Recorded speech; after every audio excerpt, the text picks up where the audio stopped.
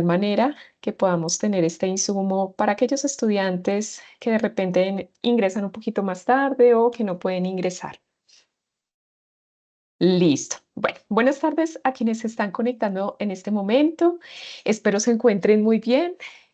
Bueno, pues les agradezco por destinar este espacio para esta webconferencia que esperamos sea lo más concreta posible, donde podamos entender un poco la dinámica de esta primera actividad de nuestro curso, primera actividad de las actividades intermedias. Recordemos que pues ya tuvimos un cuestionario de presaberes, que bueno, a nivel general tuvimos un porcentaje de presentación bastante alto, al menos 95% de nuestros estudiantes presentaron el cuestionario. En este momento nos encontramos analizando el porcentaje de aprobación, pero tuvimos una muy buena presentación de este cuestionario. Ahora bien, pues esperamos que también tengamos la misma acogida para esta primera actividad, que todos los estudiantes puedan desde el inicio empezar a generar su participación y de esta manera pues podamos como tutores poder resolver inquietudes que ustedes tengan a tiempo. Entonces, bueno, mi nombre es Nauri Castellanos, ya previamente me había presentado con ustedes, soy la directora de curso y pues el día de hoy vamos a abordar el paso uno, que para esta ocasión o para esta unidad se denomina identificación y caracterización de un problema analítico. Ya les explicaré un poco de qué se trata esta unidad del curso de química analítica e instrumental.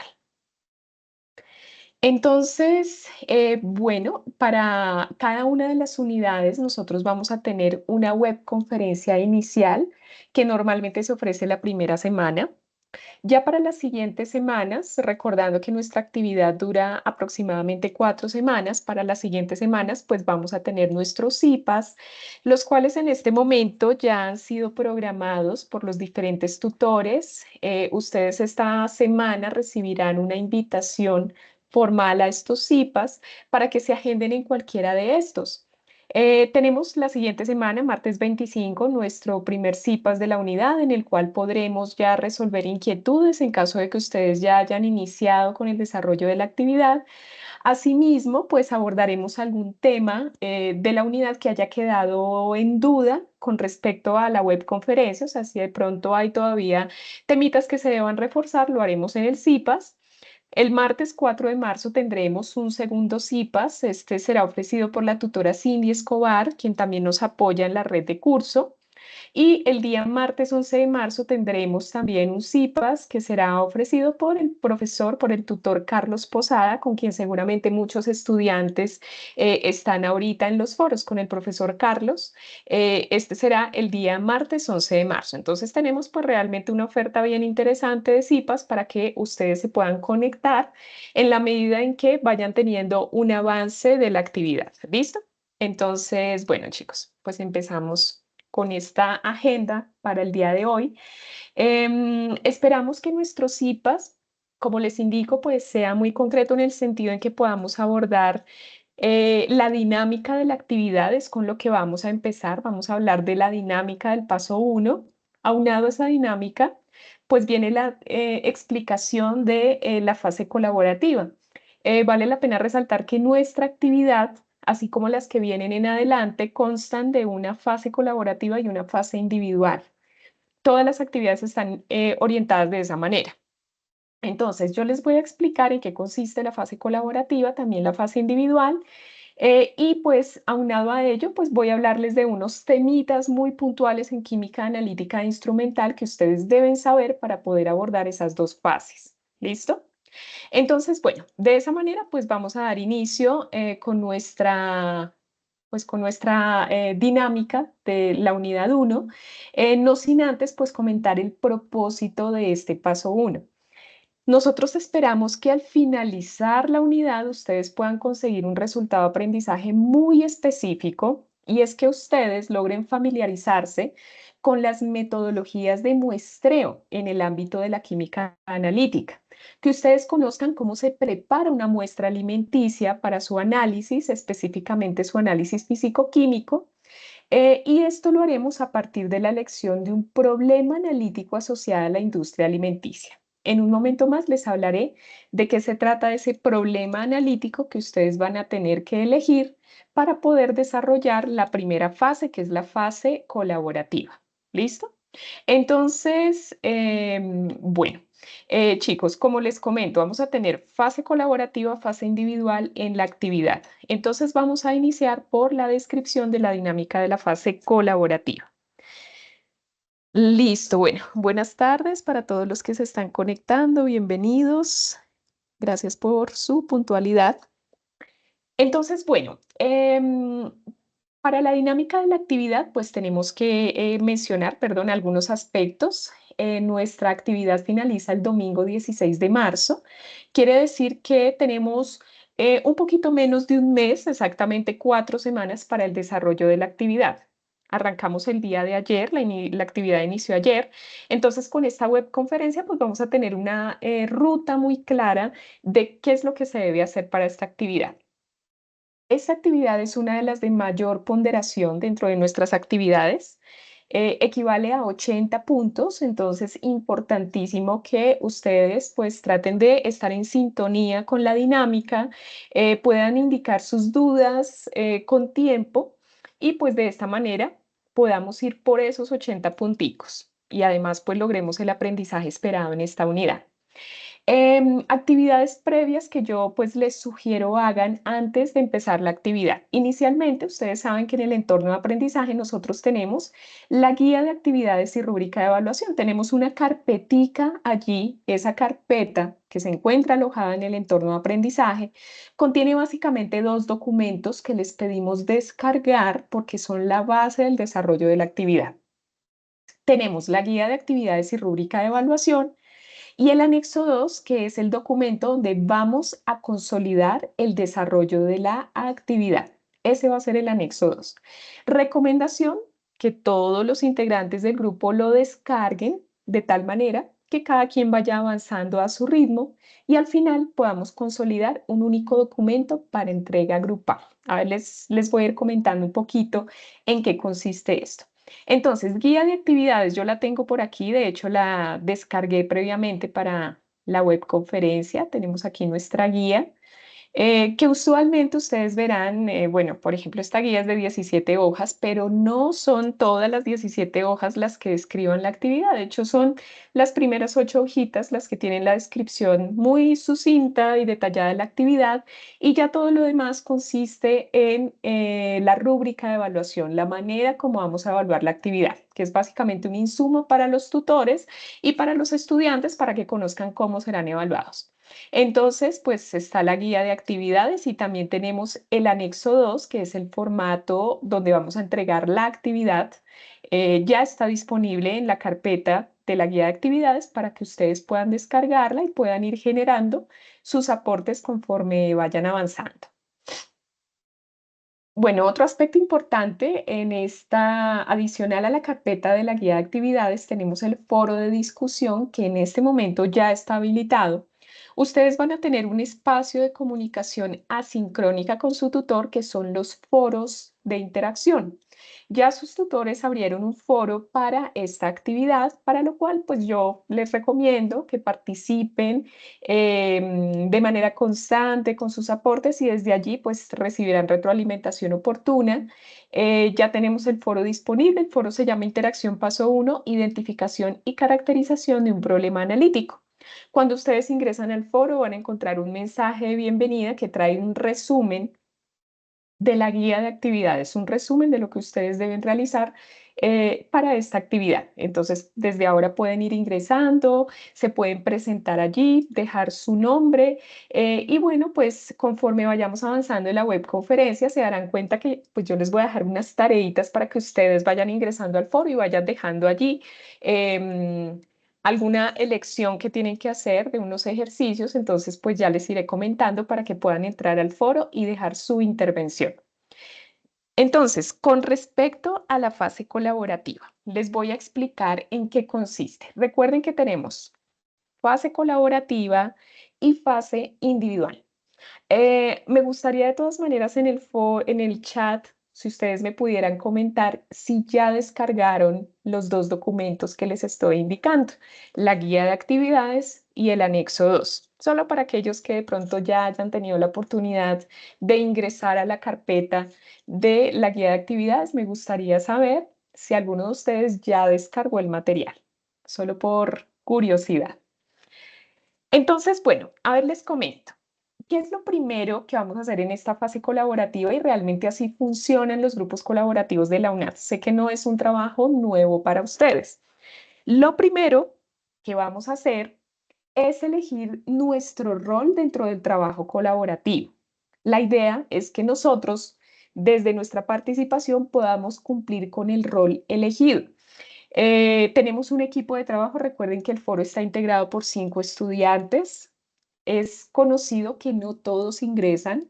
En el mejor de los casos, cuando tenemos las 5 personas muy activas, pues seguramente vamos a tener un muy buen trabajo en equipo. Pero ustedes no se preocupen que si algún estudiante de aquellos estudiantes que de repente les gusta ingresar solo hasta la última semana, pues con toda seguridad ese estudiante se va a encontrar con que la actividad pues ya estará muy avanzada, entonces va a tener que trabajar solito, porque ya ponerse al día en la última semana es realmente muy difícil. Entonces, pues si empezamos a tiempo, ustedes ya irán consolidando su equipo de trabajo, sean con 2, 3, 4 o en el mejor de los casos con los 5 estudiantes. Entonces, la idea es que ustedes desde ahora elijan uno de estos roles, sea de compilador, que será la persona encargada en consolidar el documento, que va a ser el producto final de este trabajo, ¿sí? Entonces, este estudiante se encargará de consolidar la información que ustedes vayan generando en un único documento. Ya les explico un poquito en qué consiste esto. El revisor pues se va a asegurar de que el escrito cumpla con las normas de presentación pues que exige el formato de entrega, que de pronto no se hayan eliminado tablas o se hayan quitado cosas que deban ir en el formato, porque el formato como tal ya está estructurado. Entonces la idea es que ustedes entren cómo hacer su investigación. Ya les voy a explicar un poco en qué consiste la fase colaborativa y que todo eso se vaya agregando en el documento de entrega. Vamos a tener un evaluador. Él se va a encargar de que el documento contenga todos los criterios que están presentes en la rúbrica. En la guía de actividades está la rúbrica de evaluación y ustedes van a ver qué es lo que se va a evaluar, cómo es la forma de evaluar el documento. Entonces, la idea es que el documento cumpla con esos criterios presentes en la rúbrica. Tenemos el encargado de las entregas. Veo que los estudiantes que suelen ingresar al inicio de la actividad suelen asumir este rol de entregas porque ellos quieren hacerse responsables de la entrega, saber que fueron ellos los que subieron la actividad y bueno, pues tener ese control de la entrega del documento. Entonces, entregas es la persona que va a alertar sobre los tiempos de entrega de los productos. Compañeros, nos quedan 2 semanas, nos queda una semana, por favor, adelantar esto, lo otro, bueno. Y esta persona va a ser la encargada de enviar el documento en los tiempos estipulados en el entorno de evaluación. Y la persona con el rol de alerta bueno, se va a asegurar o va a avisar a los integrantes del grupo de aquellas novedades en el trabajo, va a informar al docente que se ha realizado la entrega en el entorno de evaluación. Entonces, como ustedes saben, pues hay 5 roles muy bien definidos y pues la idea es que ustedes desde el inicio empiecen a elegir su rol y lo dejen indicado en el foro. Listo, por aquí estoy leyendo en el chat y veo que ya tenemos varios estudiantes que han descargado los archivos, que han descargado tanto su guía de actividades como el anexo de entrega. Eso es importante porque es como la primera tareita que yo les recomiendo que hagan, descarguen la guía de actividades y el anexo donde van a entregar la actividad. Ya con esos 2 insumos, pues empezamos a trabajar de forma juiciosa. Entonces, bueno, les indico, chicos, la etapa 1, como les indico, perdón, la fase colaborativa va a estar integrada por 4 etapas muy bien definidas. 4 etapas que tienen unas fechas establecidas, son unas fechas sugeridas para que ustedes puedan ir avanzando conforme vaya pues avanzando el tiempo de la actividad. Y se esperaría que esas 4 etapas puedan ser resueltas durante las primeras 2 semanas de la actividad. Entonces, tenemos la etapa 1 que consiste en la identificación de una sustancia o analito de interés en la industria alimenticia. Les voy a explicar en qué consiste esta primera etapa. Entonces, la idea, ustedes en la guía de actividades van a encontrar unas referencias que normalmente los llevan a la e-biblioteca, con unos documentos muy específicos acerca de la química de alimentos y las aplicaciones de la química analítica en el área alimenticia. Libros como, por ejemplo, Introducción a la experimentación en química analítica es uno de ellos. Estadística y muestreo, porque vamos a ver unas cositas de estadística en la fase individual, y análisis químico de alimentos, que es un libro realmente bueno, es un libro excelente que con toda seguridad les va a servir muchísimo en su carrera. Como ustedes saben, pues los libros de la e-biblioteca se pueden consultar directamente en el campus de la universidad. Sin embargo, pues desde el curso también manejamos una página web que les voy a compartir a ustedes, creo que la tenía por aquí, donde ustedes pueden también descargar estos libros y tenerlos en su biblioteca personal, como archivos digitales. Entonces les voy a compartir chicos, aquí en el chat este enlace. Permítanme, les comparto el enlace para que ustedes puedan de alguna manera descargar estos libros y tenerlos a su disposición, pues en su biblioteca personal. Déjenme ver, yo voy a abrir el archivo solo para asegurarme que funciona correctamente, para que veamos si se abre la página web. Permítanme un segundito, chicos. Mientras se abre la página, yo los leo por aquí. Brian, listo. Has dejado tu número, pero recuerda, Brian, que el grupo lo conformas es en el foro. Los 5 integrantes que conforman el foro son los que van a estar trabajando en equipo. ¿Listo? Porque recuerda que en la web tenemos estudiantes de diferentes grupos. Entonces la idea es que conformen su grupo desde el foro. ¿Listo? Listo, perfecto. Bueno, déjenme ver porque por alguna razón bueno, Safari no funcionó, pero déjenme verificar aquí con Chrome. Ay, no, esto no es. Sí, sí, aquí está. Entonces, bueno, acabo de abrir la página web del curso solo para enseñarles pues, que tenemos la oportunidad también de descargar los libros del curso aquí. Paso 1, identificación y caracterización de un problema analítico. Tenemos el libro de Fundamentos de Química Analítica, Principios de Análisis Instrumental y Nuevas Tendencias en la Preparación de Muestras. Un libro en inglés bastante completo que también les puede servir en el área de Ingeniería de Alimentos. Entonces, pues chicos, tenemos 3 libros muy interesantes que pueden descargar desde la página de la universidad, desde el sitio web del curso. Listo. Entonces continuemos por acá y les sigo comentando en qué consiste nuestra fase colaborativa. Entonces, bueno, les sigo comentando. Ya que ustedes identifiquen las referencias y tengan pues sus libros de acceso al curso, se espera que el grupo lea detenidamente una lectura que tenemos en la guía de actividades para el paso 1. Es una lectura muy cortita que está dentro de la guía, en la cual al finalizar la lectura vamos a encontrar una tabla que tiene una serie de alimentos y analitos de interés. Entiéndase por analitos, sustancias químicas que pueden ser analizadas en estos alimentos y que llegan a se llegan a constituir como contaminantes dentro de la industria alimenticia. Entonces, chicos, les muestro. Tenemos aquí la guía de actividades.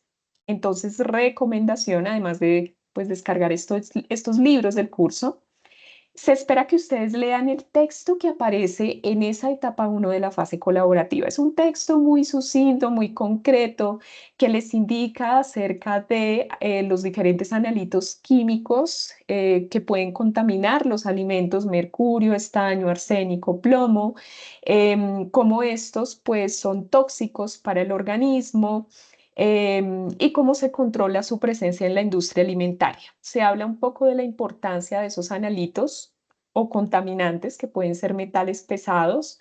Aquí tenemos algunas estadísticas de la Organización Mundial de la Salud respecto a los niveles de riesgo de la concentración de esos metales en alimentos y también de dónde provienen esos metales, ¿no? Por ejemplo, para el caso de la leche de bovinos, ¿sí? Considerada esta como un alimento, se sabe que buena parte de los metales pesados están presentes en el agua que consumen, pues, por ejemplo, las vacas, los bovinos, también en los pastos, en los forrajes contaminados por metales pesados, o sea, tenemos la influencia de esos metales que son absorbidos a través de las aguas, de los lodos, y pues eventualmente cuando son consumidos por los bovinos, pues los vamos a encontrar en la leche y en la carne, ¿sí?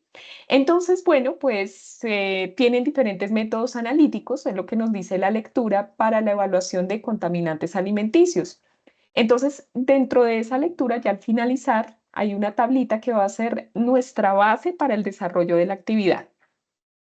Van a encontrar ustedes diferentes alimentos, cereales en grano, hortalizas, legumbres, peces, carne de vacuno, leche y analitos presentes en estos alimentos. Está, por ejemplo, el plomo, el cadmio, el mercurio, el arsénico, por nombrar algunos. También tenemos la concentración máxima permitida de esos analitos en esos alimentos. Entonces, lo primero que deben hacer ustedes en la fase colaborativa, pues es leer detenidamente esa lectura que les acabo de comentar y por grupo van a identificar el problema de estudio. El problema de estudio consiste en un analito y un alimento. Ustedes deben escoger como grupo un analito y un alimento de esa tablita. Les voy a compartir aquí de forma un poco más detallada. Entonces, lo que se espera es que el grupo indique en el foro un solo sistema de estudio y es aquí donde aparece la fase colaborativa. Entonces, ustedes toman lectura de ese documento y eligen el alimento y el analito a trabajar. ¿Listo? Van a realizar de manera colaborativa una lluvia de ideas donde cada estudiante pueda reportar en el foro el analito y alimento seleccionado. Esto deberá ir acompañado de la relevancia del analito dentro de la industria alimenticia. ¿Esto dónde lo podemos encontrar? Tanto en la literatura como en fuentes bibliográficas de Internet. Ustedes ya toda vez que elijan de esa tablita, les voy a mostrar aquí nuevamente la guía de actividades. Digamos, tenemos un ejemplo. Elegimos el alimento hortalizas de hoja y el analito plomo. Aquí tenemos un ejemplo. Digamos, si el grupo decide elegir hortalizas de hoja y plomo, pues va a consultar en la literatura la importancia o relevancia de ese analito del plomo dentro de la industria alimenticia. ¿Listo? Eso lo van a hacer mediante una lluvia de ideas. Nuevamente les digo, hay grupos que trabajan en sincronía desde el inicio, los 5 integrantes que de repente se logran organizar mediante un grupo de WhatsApp o mediante un grupo de Teams. Ustedes tendrán diferentes estrategias para poder consolidar el equipo, pero si eventualmente son, por ejemplo, 2 o 3 estudiantes los que están participando activamente hasta el final y de repente aparecen estudiantes en la última semana, pues ustedes tomarán la determinación si incluirlos o no en el grupo. Sí, esto ya lo hablará el equipo, pero realmente si son los que han venido avanzando durante el desarrollo, pues podrán presentar la actividad solo 3 personas, no pasa nada. Les digo porque suele ocurrir eso.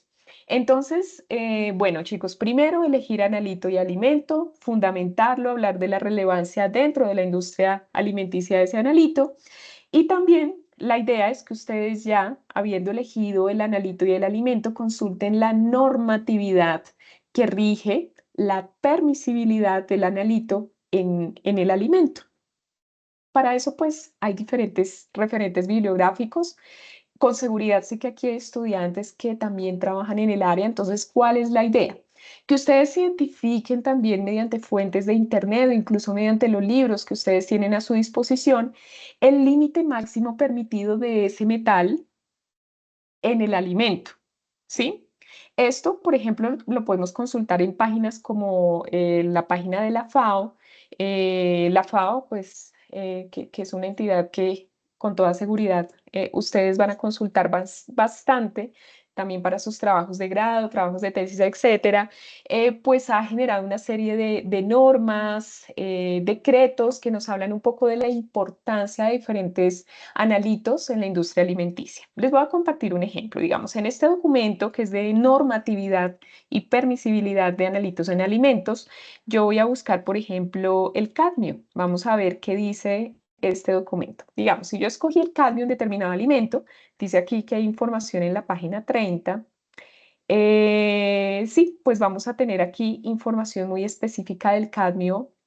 Aquí nos habla de qué es el cadmio, ¿no?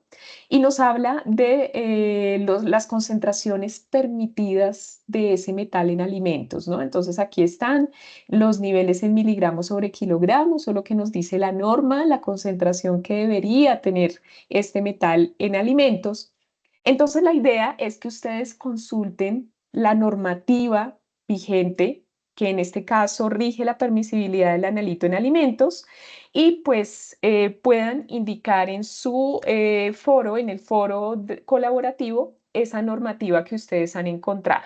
Hay algunos otros documentos, les comparto aquí, como la Ley 9 de 1979 o por ejemplo el Decreto 3075 de 1997. Todos estos son protocolos que ya pues tienen certificaciones por las empresas para garantizar la seguridad alimentaria. Entonces, esa consulta, de acuerdo con el analito que ustedes escojan, la pueden hacer directamente en Internet. ¿Y qué es lo que ustedes indican en su anexo de desarrollo? En su documento de desarrollo, pues ustedes van a tener un espacio para la lluvia de ideas, donde mencionan la relevancia del analito en la industria alimenticia, la normativa. La idea es que ustedes coloquen, por ejemplo, la norma, el decreto, ¿sí? Aquí y lo puedan describir, ¿no? ¿Qué dice puntualmente ese decreto sobre el analito que ustedes han elegido en el alimento? Entonces, pues aquí yo les dejé una anotación incluso en otro color que se puede borrar al final cuando consoliden el documento, pues como una pequeña ruta orientadora para que ustedes puedan orientar la búsqueda que van a hacer aquí. La idea es que el grupo como tal comente sus aportes en el foro frente a estos dos temitas y al final pues pueda consolidarlos en el documento de manera mucho más organizada. Entonces digamos que básicamente esa es la etapa 1. Les voy a mostrar aquí, entonces está el documento, aquí va el analito y alimento seleccionado, lo colocamos aquí pues en el cuadrito que está disponible. Para ello, la relevancia del analito, la normatividad que rige su permisibilidad y pues vamos a consultar también, vamos a colocar un par de referencias con normas APA. De hecho, yo les dejo aquí un enlace a partir del cual ustedes pueden consultar la manera de referenciar, bien sea páginas web, libros digitales o libros de texto, artículos, etcétera. La idea al menos es que tengamos una referencia de consulta por estudiante, esperando pues que el grupo consulte mínimo 5 referencias, ¿sí? Entonces, esa es la primera parte, chicos. Básicamente lo primero que vamos a hacer, esta primera etapa pues tiene un valor de 10 puntos. Ya les voy a explicar en qué consisten las otras etapas de la fase colaborativa, que son muy parecidas entre ellas. Pero quisiera preguntarles si hasta aquí, chicos, tenemos alguna duda respecto a la forma como diligenciamos esta información. Háganme saber a través del chat si de pronto tenemos alguna duda frente a esta etapa. Y entre tanto, pues vamos avanzando con la etapa 2 para poderles explicar.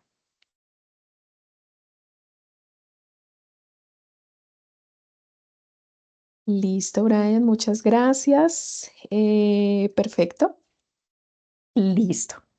Bueno, cualquier cosita igual me pueden dejar su duda en el chat y la vamos revisando, ¿vale? La vamos revisando. Entonces, bueno, como les decía, la fase colaborativa está compuesta por 4 etapas. Esta etapa 2 también pues va a tener asociada una tablita en el documento de entrega. Y esta etapa 2 se denomina plan de muestreo, ¿sí? ¿Qué dice la etapa 2? Propone y explica un plan de muestreo acorde al problema analítico seleccionado. ¿Qué quiere decir esto? Cada grupo de trabajo va a consultar o va a tratar de identificar un plan de muestreo del alimento, ¿sí? Cómo se debe obtener una muestra del alimento para llevar a cabo la detección del analito. De esa manera, ustedes se van a dar cuenta en la literatura que esto nos va a permitir identificar el tipo de muestreo que a nivel químico podemos llevar a cabo para poder recolectar la muestra de alimento y también vamos a identificar el tamaño de muestra. Yo les voy a hablar un poquito a nivel teórico en qué consiste esto, lo voy a hacer más adelante, después de que les hable de la dinámica de la actividad. Entonces, esta etapa también tiene 10 puntos. Entonces, ustedes van a identificar el tipo de muestreo que se puede llevar a cabo para poder entonces detectar, o en este caso muestrear el alimento y posteriormente detectar el analito. ¿Listo? Les digo, explicaré esto teóricamente un poquito más adelante para que ustedes entiendan qué se debe hacer aquí. La idea es que toda vez que definan el tipo de muestreo lo puedan justificar, es decir, explicar por qué eligen ese tipo de muestreo. Posteriormente, van a explicar el plan de muestreo. Una cosa es el tipo de muestreo, otra cosa es el plan que se va a llevar a cabo para el muestreo del alimento. Y finalmente, se va a identificar el tamaño de muestra que se va a analizar y se va a justificar por qué ese tamaño de muestra. Pero nuevamente les digo, yo les voy a explicar esto teóricamente un poquito más adelante, ¿listo? Para que podamos entonces entender el propósito de esta etapa 2 que tiene que ver con el plan de muestreo. Chicos, creo que alguien me había levantado la manita, pero no alcancé a ver quién era. De todas maneras, si pueden volver a levantar la mano, pues yo les doy el micrófono, ¿listo? Entonces, bueno, chicos, eso con respecto a la etapa 2, tenemos entonces etapa 3 y etapa 4, que realmente etapa 3 y 4 están ligadas porque de la búsqueda de la etapa 3 dependerá la etapa 4. Entonces, ya que hemos identificado el analito y el alimento, hemos profundizado un poco acerca de la normativa que nos indica la permisibilidad de ese analito en el alimento. Adicionalmente, hemos consultado cómo llevar a cabo un plan de muestreo para obtener muestras representativas del alimento y de esa manera cuantificar el analito. Vamos a pasar a las características y propiedades físico-químicas de la muestra de alimento. Esto también pues va a ser parte de ese plan de muestreo. Entonces, lo que vamos a hacer aquí inicialmente es especificar las características que debe tener la muestra alimenticia para su análisis, ¿sí? Para su análisis posterior. Toda vez que identificamos esas características, vamos a consultar en la literatura las propiedades físicas y químicas del alimento. ¿Qué características, tanto físicas y químicas, tiene el alimento para que sea analizado en la industria alimenticia? También les voy a hablar un poquito de estas propiedades, en donde encontramos, por ejemplo, las propiedades organolépticas, la densidad también está por allí, el pH, entre otras. Ya que ustedes escojan el alimento, sean hortalizas, sean, por ejemplo, leche, entre otros, pues van a poder consultar en la literatura las propiedades físico-químicas. La idea es que esa información, pues ustedes la vayan consolidando como grupo en el documento. ¿Listo? Entonces, bueno, en esta etapa 3, ya que ustedes hayan consultado las características y propiedades físico-químicas del alimento, pues pasamos a la etapa 4, que es la etapa final de la fase colaborativa. Brian, listo, puedes activar tu micrófono. Cuéntame, puedes hacerme tu pregunta. Si quieres, activa tu micrófono y me cuentas tu duda. Buenas tardes, tutora, qué pena, es que estoy aquí trabajando, pero es que tengo una dudita. Sí, tranquila. El plan de muestreo, digamos, tú hablas sobre la leche, ¿es hacer el plan de corrección sobre, digamos, puede ser una no conformidad? Si Pues, en el bueno, caso, de en el hecho te caso voy a hipotético se le cayó. Si digamos, en el caso hipotético se le encuentra lo que tú dices, la no conformidad a plomo o que se llama el analito. Ajá. De hecho, Brian, esa no conformidad de la que tú me hablas sería básicamente el paso final de ese plan de muestreo. Te voy a explicar ahorita porque el plan de muestreo tiene que ver más que todo con la recolección de la muestra, llamémosle muestra Sí, bruta de alimento, para que se pueda realizar el análisis.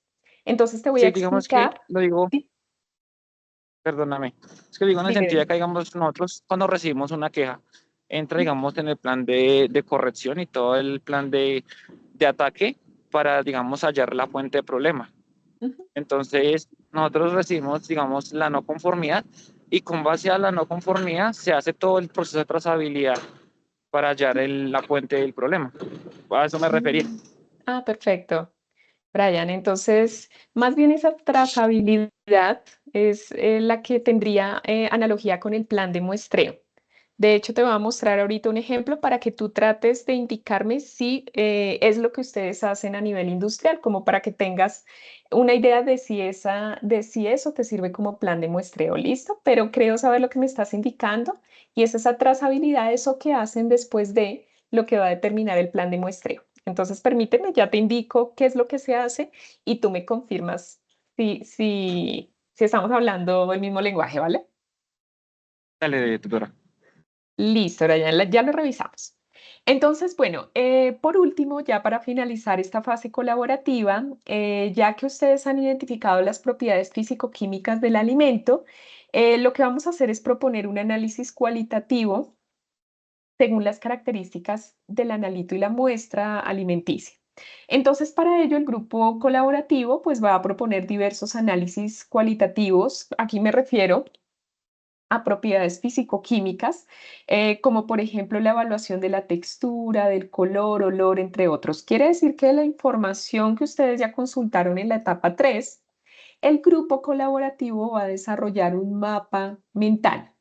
¿Qué es un mapa mental? En el mapa mental, pues vamos a tener un resumen de esos análisis cualitativos que se van a realizar en el alimento, donde el eje central pues va a ser el alimento y el analito que se desea pues analizar. Y ese mapa mental va a estar alimentado de esos diversos análisis cualitativos necesarios para evaluar el sistema seleccionado, ¿sí? Entonces, de manera muy general, el último entregable que va a realizar el grupo, pues sería un mapa mental con base en ese análisis físico-químico que se realizó teóricamente de la muestra en la etapa 3. Como les digo, pues en la guía y tanto en la guía como en el anexo de entrega, yo trato de especificarles paso a paso en cada una de las tablas qué es lo que se debe diligenciar, para que ustedes tengan una idea y una ruta orientadora de cómo deben dirigir la búsqueda que van a realizar en la literatura. ¿Listo? Entonces, básicamente en eso consiste la fase colaborativa.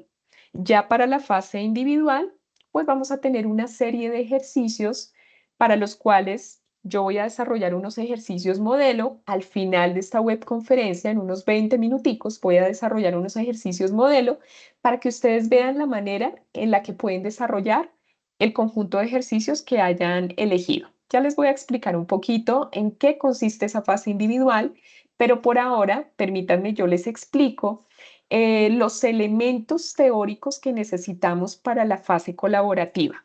¿A qué nos referimos con un plan de muestreo, con un tamaño muestral? ¿A qué nos referimos con las características físico-químicas de una muestra? Es lo que les voy a explicar en este momento.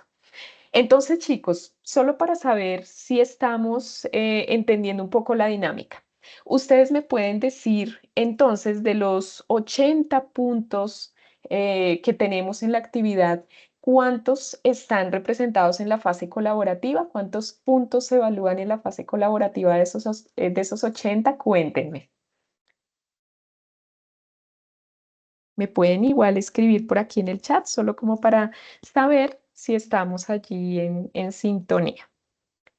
Listo. Giselle me dice que 30 puntos. ¿Será que 30 puntos, Giselle? Listo, chicos. Bueno, todos me dicen que 30. Pero entonces aquí nada más para hacer una salvedad, recuerden que son 4 etapas, ¿no?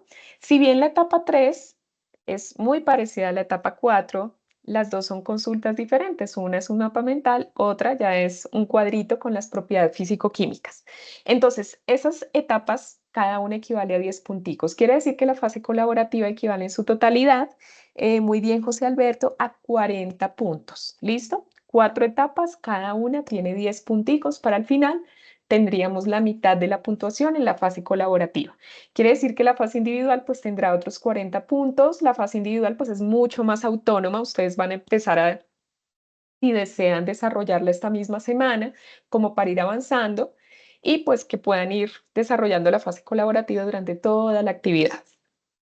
La idea, yo les coloco unas fechas sugeridas como para que ustedes se puedan organizar, es que para el día 7 de marzo, ese 7 de marzo es más o menos como en cuanto, yo creo que como un poquito más de 15 días, pues ustedes ya hayan desarrollado su fase colaborativa. ¿Listo? Entonces tenemos realmente tiempo suficiente, tenemos más o menos unos 15 días para poder desarrollar esta fase. Aquí, ¿qué es lo importante? Que ustedes le dediquen un tiempito a la semana a estas etapas. Les digo, no se angustien si de repente sus compañeros no están ahí participando en la misma dinámica que ustedes. Generalmente los estudiantes que ingresan a las webconferencias son muy participativos y la verdad da gusto trabajar con ustedes, pero también sabemos que hay estudiantes que hay que estar allí como buscando y bueno, ¿por qué no participa y demás? Pero les digo, ustedes pueden avanzar a su ritmo y al final, si ven que hay compañeros pues que definitivamente no participan, pues simplemente no los incluimos en el trabajo, no pasa nada. Ya ellos presentarán, si es el caso, de forma individual. Les digo, son como pequeñas recomendaciones porque tiende a pasar esto en el trabajo colaborativo. Bueno, entonces, solo pues para revisar algunos aspectos y ahorita, Brian, miramos si a esto te refieres con la trazabilidad que realizan en tu empresa. ¿Qué es lo que nosotros buscamos en el plan de muestreo? Entonces, cuando se hace un plan de muestreo de un alimento, lo que tenemos aquí es una estrategia y esta estrategia es la que se debe seguir para que tengamos unos resultados representativos de la muestra que estamos analizando. Dicho de otra manera, el plan de muestreo es un análisis químico que se realiza en la mayoría de los casos sobre una pequeña fracción de alimento, que también a esa pequeña fracción se le llama muestra bruta, ¿no? Porque si queremos analizar leche de bovino, pues no vamos a analizar 100 cantinas de leche, sino que tenemos que analizar una serie de muestras que sean representativas y que nos den información relevante de esa muestra de alimento. Entonces, ¿eso cómo lo hacemos? Ya hay unos protocolos establecidos en la literatura que nos dicen cuánta muestra colectar, cómo subdividirla para poder obtener una muestra representativa en el laboratorio. ¿Sí? Entonces, básicamente eso como para que tengamos una idea. El plan de muestreo es un análisis químico que se debe hacer y que ya les voy a explicar paso a paso. Entonces, exactamente, Brian, también le podemos llamar lotes, lotes muy específicos a partir de los cuales podemos llevar a cabo el análisis. Es otra manera también de denominarlo. Entonces, ¿qué es lo que hacemos en el plan de muestreo? Entonces, lo inicial, nosotros debemos conocer la composición de esa muestra o de esa fracción que se va a analizar del alimento. Por eso, lo importante aquí, por ser esta unidad, la identificación de un problema analítico, así se llama, lo primero que vamos a hacer es escoger el analito y el alimento. Eso va a ser lo primero. Dicho eso, pues ya ustedes van a empezar a buscar cuál es el análisis químico que se utiliza para determinar el analito en ese alimento. Una pequeña fracción es suficiente para el proceso de muestreo y esa pues es la operación más relevante a la hora de analizar una muestra. Entonces, definición del problema es identificar el alimento y el analito de interés. ¿Listo? Luego elegimos un método de muestreo. Yo ahorita les voy a mostrar qué planes de muestreo existen, como para que ustedes tengan una idea. Y con toda seguridad, cuando ustedes elijan su analito y alimento, la misma búsqueda bibliográfica los va a llevar a algún tipo de muestreo. Ya lo vamos a ver. Entonces, bueno, se toma la muestra, se toma una muestra representativa, que es básicamente un lote o una muestra bruta. Luego se transforma la muestra para que podamos adquirir una serie de datos. Sí, hay una transformación a nivel de laboratorio que nos va a permitir obtener unos datos representativos, llevar a cabo un tratamiento estadístico y a partir de ese tratamiento estadístico, pues vamos a valorar esos resultados. Si realmente son buenos o no, si son representativos. Creo que a esto se refería Brian con las no conformidades. Si esto no funciona, pues debemos replantearnos nuevamente la definición del problema, ¿sí? O bien, si los resultados generan información importante acerca del analito en la muestra, pues vamos ya a los resultados. ¿Qué resultados se obtienen? Aquí hablamos de la concentración del analito en la muestra de alimento. Este es un plan de muestreo muy general, muy general. Ustedes se van a dar cuenta que cuando definan su alimento y analito, van a poder consultar el plan de muestreo que se lleva a cabo para determinar el analito en ese alimento. Cómo se trata la muestra, si es sólida, si es líquida, si es gaseosa, qué proceso se lleva a cabo. ¿Listo? Por supuesto que cuando ustedes vayan consultando y compartiendo los avances, pues nosotros les vamos a ir orientando la búsqueda a través del foro.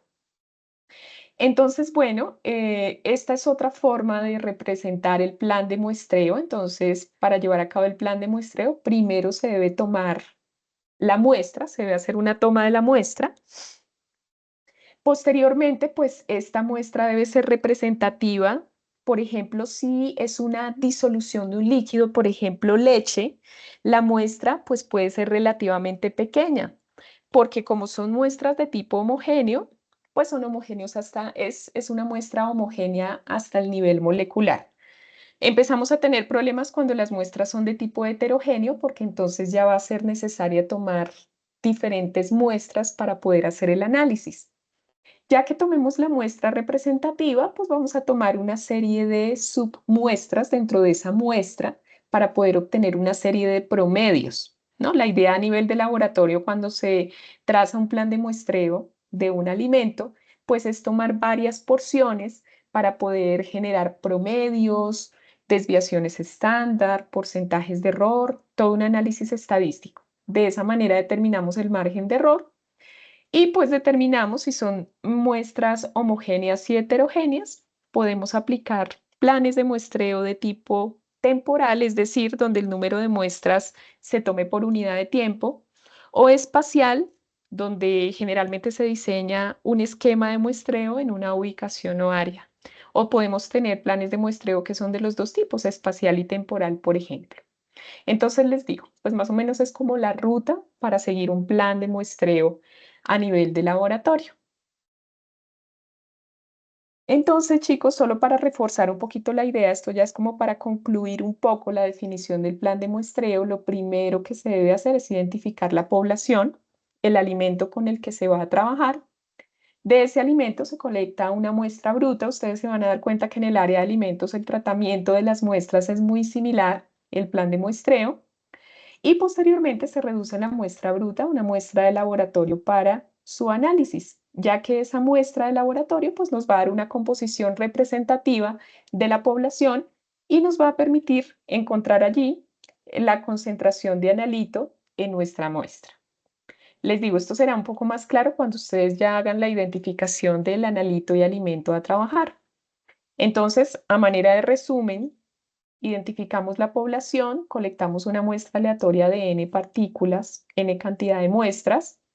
Posteriormente disminuimos el tamaño de la partícula de la muestra bruta homogeneizándola.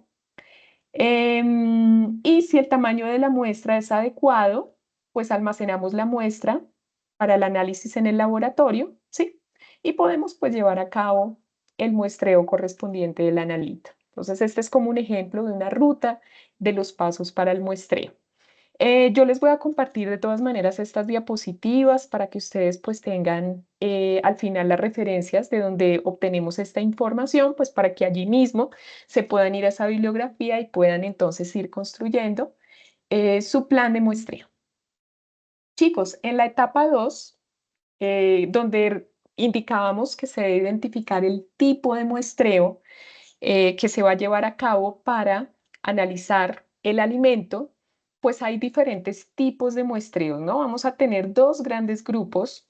De aquí, pues ustedes en su momento tendrán que elegir solo un tipo de muestreo y esto dependerá también de las características de la muestra, ya les voy a explicar. Tenemos dos grandes grupos, que es el muestreo de aceptación y el muestreo de caracterización, ¿no? Entonces, con respecto al muestreo de aceptación, por ejemplo, aquí lo que hacemos es evaluar un colectivo homogéneo de una muestra de alimento a través de una muestra aleatoria, prácticamente escogida al azar, para decidir la aceptación o el rechazo de ese muestreo. Entonces, esto se suele hacer en los laboratorios de alimentos, así como también el muestreo de caracterización. De hecho, el muestreo de caracterización es el más común. Este muestreo de caracterización lo que hace es cuantificar o delimitar los cuerpos de contaminación que hay, por ejemplo, en el alimento, tanto en espacio y tiempo, ¿sí? Este muestreo de caracterización es quizás el más utilizado Ya lo vamos a ver entonces en la literatura y con toda seguridad a muchos de ustedes cuando elijan el alimento y el analito se van a dar cuenta que el tipo de muestreo a realizar en la mayoría de los casos es el muestreo de caracterización. ¿Sí? Listo, permítanme revisar por aquí el chat. Creo que no tenemos de momento alguna participación adicional. Listo, chicos. Entonces, dentro de estos tipos de muestreo, pues también, por ejemplo, tenemos el muestreo de atributos. Este muestreo de atributos, pues básicamente consiste en extraer también de forma aleatoria una muestra del lote y clasificarlo de acuerdo con sus características, tanto aceptables como defectuosas. Entonces, también se puede llevar a cabo un muestreo de atributos. También tenemos el muestreo por variables, que es también ampliamente utilizado, donde se hace un análisis físico-químico de la muestra y a partir de ella pues se recolecta información, como por ejemplo se determina la densidad, el pH del alimento, entre otros. Y tenemos otros tipos de muestreo también muy utilizados, como el muestreo intuitivo, que este es basado en la experiencia de quien muestrea, el muestreo estadístico, en donde las muestras se obtienen tomando determinado modelo estadístico. Tenemos también el muestreo dirigido, que este sí consiste, por ejemplo, en seleccionar algunas unidades elementales de la población según el juicio del investigador. Ese es el muestreo dirigido. Y por último, tenemos el muestreo según el protocolo. Aquí se sigue una normativa, una regla establecida por alguna entidad, la FAO, alguna otra, y CONTEC, la que se tenga, y se sigue el protocolo correspondiente o las normas ASTM, pues la que se desee seguir. Entonces, pues ese sería el muestreo por protocolo. ¿Listo, chicos? Entonces, bueno, estos son los tipos de muestreo. Les digo nuevamente, cuando ustedes ya identifiquen su problema de estudio, pues ya podrán elegir el tipo de muestreo. También por allí se les indica que elijan el tamaño muestral. ¿Cuánto se va a analizar de la muestra de alimento? Normalmente en Internet o en los libros de texto podemos encontrar cuál es la cantidad representativa de determinado alimento para su análisis. Entonces, ese tamaño muestral, por ejemplo, puede ser de diferentes tipos, dependiendo el tamaño de la muestra en gramos, ¿no? Puede ser macro si la cantidad o el tamaño de muestra es mayor a 0,1 gramos. Si es menor a 0,1 gramo, perdón, mayor a 0,1 o menor a 0,1, el tipo de análisis o el tamaño de muestra es semimicro. Y si el tamaño está entre 0,001 y 0,01, decimos que el tamaño de muestra es micro. Ya tamaños menores a este valor, básicamente a 1 por 10 a la menos 4, pues ya sería un tamaño de muestra ultramicro, ¿no? Entonces tendríamos esos aspectos. Listo, Giovanni, estoy por aquí leyendo, depende. ¿Será que, Giovanni, puedes replantear tu pregunta? No sé si se te fue como una palabra por corrector. Exactamente, Brian. Depende del análisis que ustedes elijan y por supuesto también pues del plan de muestreo, es que se define el tamaño muestral. Ustedes se van a dar cuenta en la literatura que cuando ustedes identifiquen el tipo de muestreo, se suele analizar solo una fracción muy específica de muestra de alimento. Esto también depende del tipo de alimento que ustedes elijan. ¿Listo? Entonces les digo, estas son generalidades a nivel teórico que ustedes ya van a poder aplicar cuando identifiquen su problema de estudio. ¿Listo? Exactamente, Brian, ahí complementaste un poco. Listo. Y bueno, con respecto también a los tipos de componentes, que esto pues no está específicamente delimitado ni se solicita en la guía de actividades, solo esa manera informativa, pues tenemos también diferentes tipos de componentes en las muestras. Estos pueden ser mayores, menores, a nivel traza o ultratraza. Si, por ejemplo, lo que se desea determinar, por ejemplo, son componentes traza, pues decimos que estos componentes o el analito debe estar en un nivel entre una parte por billón y una parte por millón. Por ejemplo, si el análisis se desea hacer a nivel traza. O si es mayor, el tipo de componente deberá ser mayor al 0,1% y menor al 100%, para que tengamos en cuenta el tipo de componente, pero realmente no es algo que se pregunte directamente para nuestra actividad. ¿Listo? Entonces, específicamente para etapa 3 y 4, pues se le solicita el análisis físico-químico de la muestra, que es básicamente en el que vamos a profundizar un poquito. Es el único que nos va a permitir obtener datos cuantitativos presentes en los alimentos y esos datos cuantitativos están relacionados con la composición del alimento, ¿sí? El valor nutricional del producto y qué características tenemos allí, el pH de la muestra alimenticia, la humedad específica de la muestra, la actividad del agua, la densidad. Entonces, la idea es que ustedes puedan hacer una consulta de la manera como se lleva a cabo el análisis físico-químico de la muestra de alimentos para que con esa información pues podamos alimentar nuestro mapa mental. ¿Listo? Listo, Brian, gracias. Tú me dices aquí. Tutora pregunta, en los análisis, si son microbiológicos, hay que expresar cada uno de ellos, me refiero a su función. Claro que sí, Brian. De hecho, esta información que me indicas, que es la de los análisis microbiológicos, también la puedes especificar en el mapa mental. Por aquí tenemos. Podemos analizar o estudiar toxinfecciones alimentarias, comprobar la presencia de microorganismos nocivos para la salud. Esos análisis te van a servir para alimentar el mapa mental que van a desarrollar, que consiste en el análisis cualitativo y cuantitativo de la muestra de alimento. ¿Listo? Exactamente. Entonces, realmente, pues para el tratamiento de muestras, ustedes deben saber que normalmente a la muestra de alimento, pues se le realiza un análisis organoléptico, de color, olor, sabor, textura, los análisis físico-químicos ya mencionados, también análisis de toxinas, son los diferentes análisis que se realizan a las muestras alimenticias. Y por último, pues como lo acabo de mencionar, también tenemos los análisis microbiológicos, el estudio de vida útil, cuyo objetivo es determinar el tiempo en el que el producto puede mantenerse sin sufrir cambios significativos en su calidad. Y también el estudio nutricional, que es otro tipo de análisis para determinar la composición nutricional, que es base en los alimentos. Y ahora hay normas mucho más estrictas para ese estudio nutricional, donde nos genera un porcentaje o cantidad de grasas, proteínas, sal, azúcares, valores energéticos, entre otros. Entonces, pues básicamente ese es el tratamiento que se da a las muestras y estos estudios que podamos encontrar, pues nos van a ayudar a alimentar un poquito ese mapa mental. ¿Listo? Entonces, chicos, nuevamente, claro, estamos en el segundo día hasta ahora de inicio de la actividad. Quizás para algunos les parezca un poquito extensa esta fase colaborativa, pero se van a dar cuenta que no. Toda vez que elijan nuevamente su alimento, de acuerdo con la tabla 1, y el analito, pues van a poder empezar a consultar esta información con un poquito más de detalle y a concentrarse en ese su problema de estudio. ¿Listo? Quizá lo demoradito pueda ser ponerse de acuerdo con sus compañeros para escoger analito y alimento, pero la idea es que esa lección la puedan hacer esta semana.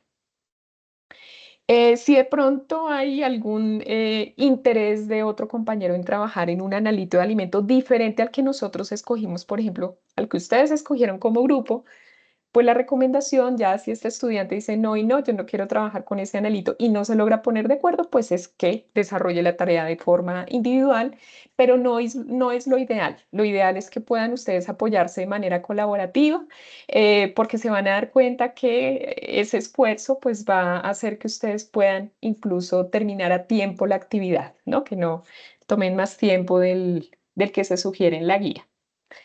Listo, chicos. Bueno, ya aquí voy a finalizar con una explicación de la fase individual, que no me va a tomar más de 25 minutos, ¿sí? Pero quisiera preguntarles hasta aquí, ¿cómo vamos? ¿Cómo vamos hasta aquí?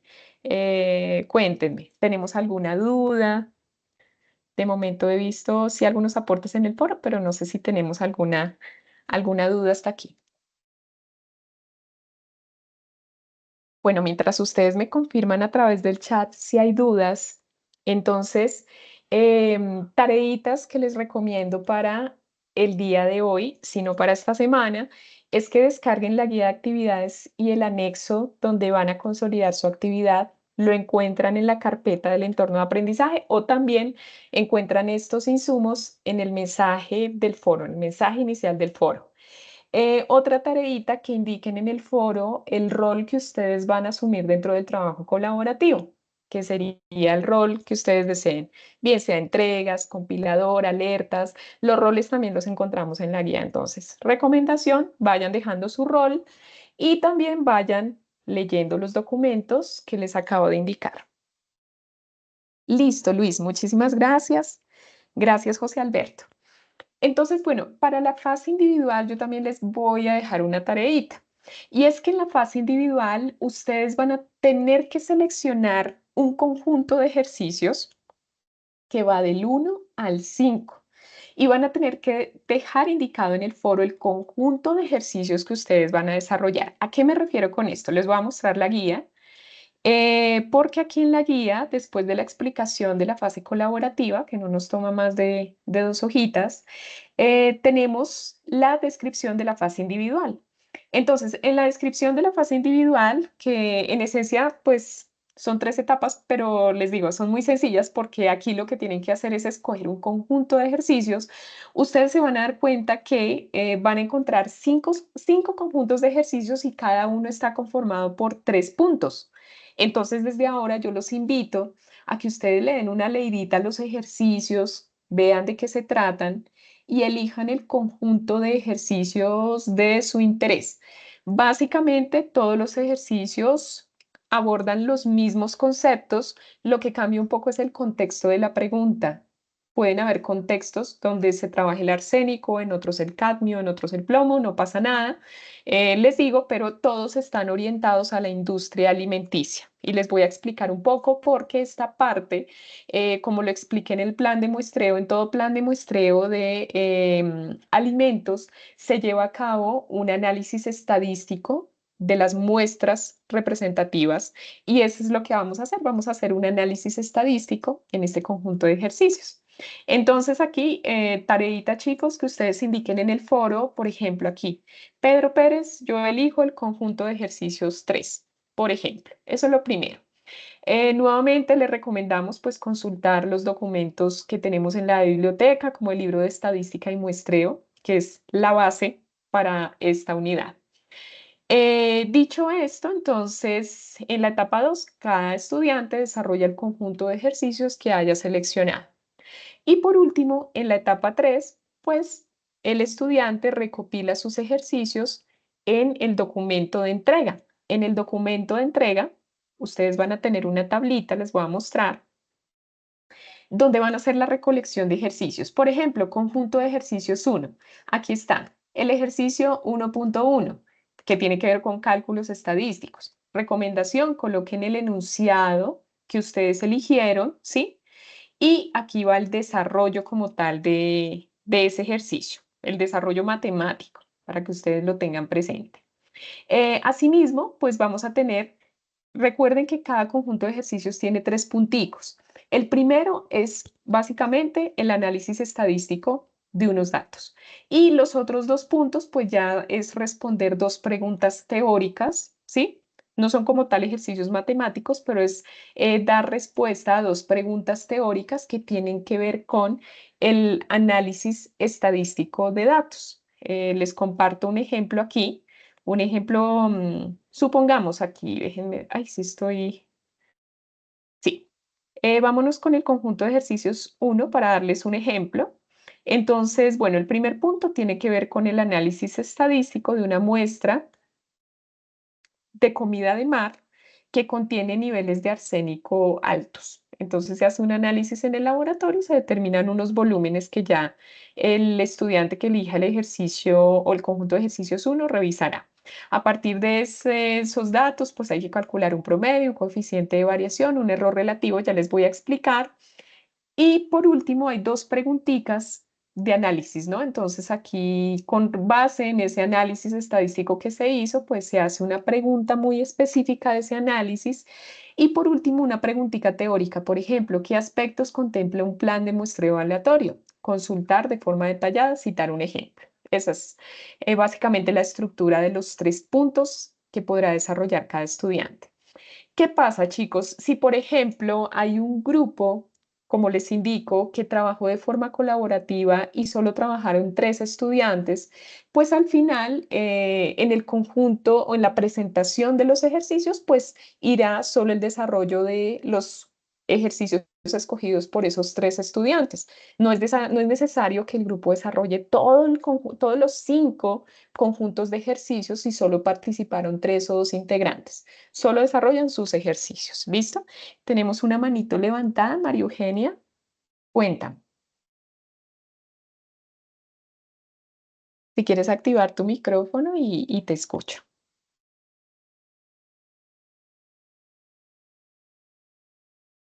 Bueno, mientras María Eugenia de pronto activa el micrófono, no sé, ustedes me pueden confirmar, me están escuchando bien, ¿verdad? Y se ve la presentación también.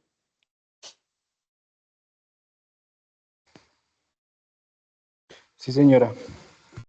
Listo, bueno, muchas gracias.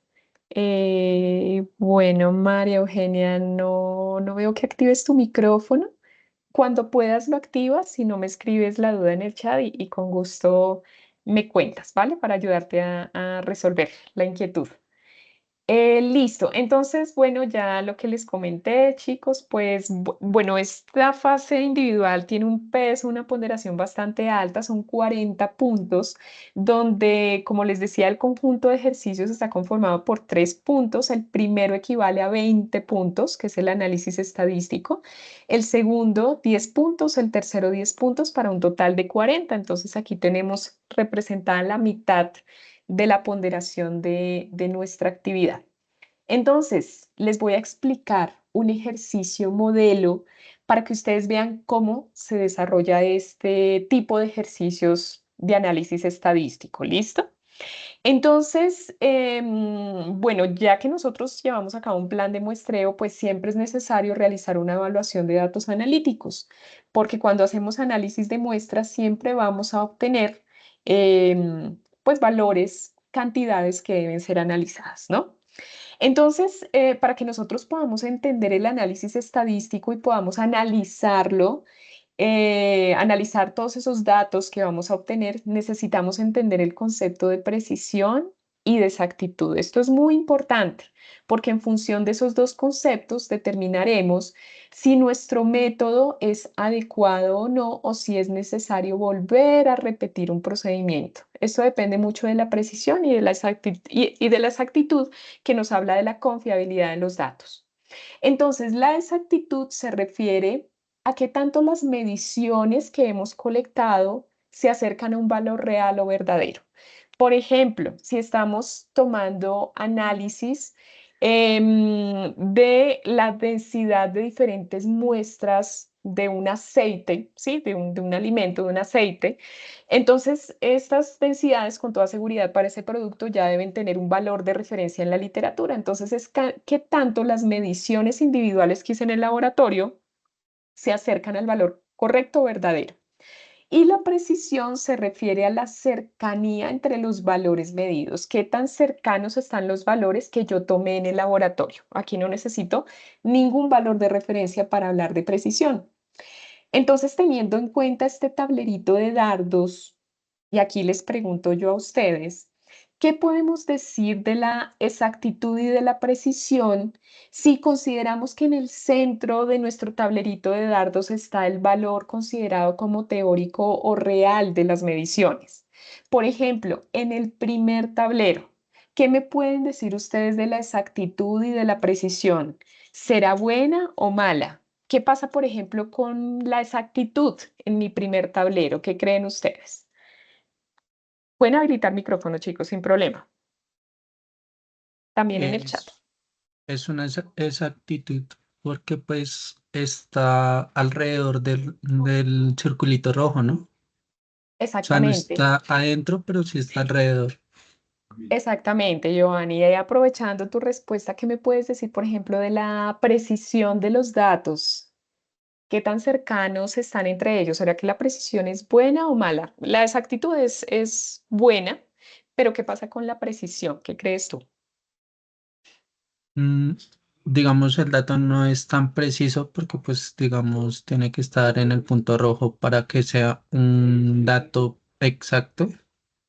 Listo, Giovanni. Y me gusta que me digas eso porque realmente exactitud y precisión son dos conceptos diferentes. O sea, no podríamos decir que si un proceso es exacto, deja de ser preciso, sino que pueden haber procesos que sean tanto exactos como precisos, como en este ejemplo, que como tú lo acabas de mencionar, los valores se acercan a un valor real, pero también los valores se acercan entre ellos. Por tanto, lo que podemos decir aquí es que este procedimiento goza de buena exactitud y buena precisión también, por cuanto los datos se acercan entre ellos. Si te das cuenta, todos van a una sola dirección. ¿Qué pasa, por ejemplo, en el segundo tablero? ¿Qué podemos decir con respecto a la exactitud? Nada más a manera de ejemplo, ¿no? Para ver si se entiende el concepto. ¿Qué me pueden decir en el chat también? Ya vamos finalizando, chicos. De hecho, ahorita les doy un ejemplo de un ejercicio modelo y lo que nos quede faltando, pues lo revisaremos la siguiente semana en el CIPAS. Pero, ¿qué me pueden decir ustedes aquí de la exactitud? ¿Será buena o será mala? Ya este ejercicio Buena. es la exactitud. La exactitud César. es baja, Muy bien, pero la César. precisión es alta. Pero la precisión es alta. Exactamente, exactamente, César, eso es. Tenemos una mala exactitud por cuanto los datos se alejaron del valor verdadero. No está como en el primer caso, que están cerquita, ahora todos están lejanos del valor verdadero, quiere decir que hay una mala exactitud, pero los datos se parecen entre ellos. Por tanto, tenemos una buena precisión. ¿Listo? Ahí está la diferencia entre los dos conceptos, para que lo tengamos presente, porque eso nos permite llegar a un montón de análisis a nivel de laboratorio. Y por último, tenemos este caso, pues, que es todo lo opuesto. Tenemos que ninguno de los puntos se está acercando, como en el primer caso, al centro, que es el valor real, por tanto hay mala exactitud, ¿sí? Pero la precisión también es muy mala, por cuanto todos los datos están dispersos entre ellos. Si nosotros en el laboratorio tomáramos medidas muy dispersas entre ellas, quiere decir dos cosas, que tengamos por ahí un error humano, donde probablemente la persona que está haciendo la medida no está considerando factores, no sé, de pronto no está cerrando bien la balanza analítica, se descalibró la balanza, que eso ya nos lleva a un error instrumental por cuanto las medidas son todas diferentes. Entonces ahí podemos hablar de que la precisión es mala y la exactitud también lo es. Conclusión, lo que hay que hacer en este tipo de casos es repetir nuevamente el trabajo experimental. ¿Listo? Para que lo tengamos presente. Déjenme avanzar un poquito aquí y mostrarles esta diapositiva que si ustedes están ahorita en su computador o en su celular, les digo, si pueden tomarle una fotico a esta diapositiva sería de mucha utilidad. Yo les voy a estar compartiendo en estos días una infografía porque son los análisis estadísticos que vamos a llevar a cabo. Son análisis estadísticos muy sencillos, pero que nos hablan de la precisión y exactitud de las medidas. ¿Qué vamos a tener que calcular para nuestro ejercicio? Un promedio aritmético o media aritmética, que no es más que la sumatoria de los datos que voy a tener a mi disposición divididos en el número de datos. Tenemos la desviación estándar. La desviación estándar es un parámetro estadístico que nos habla acerca de la precisión de las medidas. En esa desviación estándar lo que hacemos es tomar dato por dato y restarle el promedio obtenido. Se le resta el promedio obtenido y esa resta se eleva al cuadrado. Como es una sumatoria, quiere decir que si lo primero que hice fue tomar el dato 1 menos el promedio elevado al cuadrado, debo sumarle el dato 2 menos el promedio al cuadrado más el dato 3 menos el promedio al cuadrado y así sucesivamente dependiendo del número de datos. Dividido en n-1, que es conocido como los grados de libertad, que no es más que el número de datos menos una unidad. A eso se le saca raíz cuadrada y de esa manera determino la desviación estándar. Tenemos también el coeficiente de variación es una medida que me habla acerca de la dispersión de mis datos, es decir, es un parámetro de precisión y el coeficiente de variación se determina con la desviación estándar dividida en el promedio por 100. El resultado nos dará un porcentaje que en la medida en que sea lo más bajo posible, cercano a 0, cercano a 1, me indica que el proceso goza de muy buena precisión. Y por último, tenemos dos parámetros para determinar la exactitud, que son los porcentajes de error o error absoluto. Entonces, para determinar el error absoluto, yo necesito conocer el promedio de mis datos menos un valor considerado como real o teórico. Y ya que yo tenga ese error absoluto, que es un valor absoluto, por tanto no tiene signo, si esto les llegara a dar negativo, lo reportamos sin signo, ese error absoluto me va a servir para determinar el porcentaje de error. El porcentaje de error es el error absoluto dividido en el valor considerado como real o teórico por 100, porque es un porcentaje. Entonces el porcentaje de error se esperaría que en todos los procedimientos químicos fuera menor al 5% para que el porcentaje de error o el resultado pueda ser considerado como exacto. ¿Listo? Entonces tenemos esos parámetros estadísticos que vamos a tener que calcular. Entonces, chicos, ¿qué es lo que ustedes van a encontrar en la guía de actividades? Y les digo, realmente vamos a hacer un pequeño cálculo hasta el error absoluto, y ya la parte de análisis de test student, que es otro parámetro estadístico, así como el estadístico Q de Dixon, los vamos a abordar en la siguiente semana en el CIPAS. Yo me voy a encargar de que estos dos temitas queden bien, queden perfectos para que ustedes, bien sea que puedan ingresar o no al CIPAS, yo les compartiré la grabación, pero también pues en el CIPAS estaré muy pendiente de orientar sus inquietudes, pero sobre todo terminar esta parte estadística que no alcanzamos a ver el día de hoy. ¿Listo? Entonces, bueno, les voy a compartir aquí un ejercicio modelo que incluso si ustedes lo entienden, es muy sencillo, van a poder irse al ejercicio que ustedes hayan elegido y les garantizo que van a poder desarrollarlo en cuestión de 1 hora, 2 horas que puedan sacar esta semana, ya tendrían buena parte de la fase individual. Entonces, por ejemplo, en este ejercicio me están dando la densidad del agua, la temperatura del laboratorio y pues me están dando varias medidas de densidad que se tomaron empleando pues una bureta. Se obtuvieron los siguientes datos en gramos sobre mililitro, en donde el valor real o teórico, de acuerdo con la temperatura de trabajo, es de 0,993 gramos sobre mililitro. De acuerdo con las fórmulas que yo les acabo de enseñar, ese valor real sería XA, ¿sí? XA sería ese valor teórico real que se conoce para la densidad del agua a la temperatura de trabajo. ¿Listo? Entonces, bueno, si ustedes se dan cuenta, en esta tablita me están dando 6 datos de densidades. Aquí los tenemos, algunos muy parecidos entre ellos, otros no tanto, pero vamos a ver pues qué nos indican los parámetros estadísticos de precisión y exactitud. Vamos a ver qué tan precisos, exactos fueron tomadas estas mediciones. Vamos a revisar.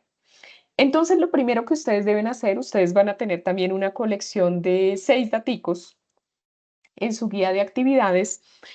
Para esta cuestión, digamos, para este trabajo en particular, lo que vamos a hacer es hallar el promedio estadístico, que es la sumatoria de cada uno de los datos que yo tengo aquí, dividido en el número de datos. ¿Sí? Chicos, indíquenme cómo vamos hasta acá. ¿Cómo vamos hasta acá? Nos restan unos 10 minuticos para que terminemos, pero me gustaría saber en el chat cómo vamos hasta aquí.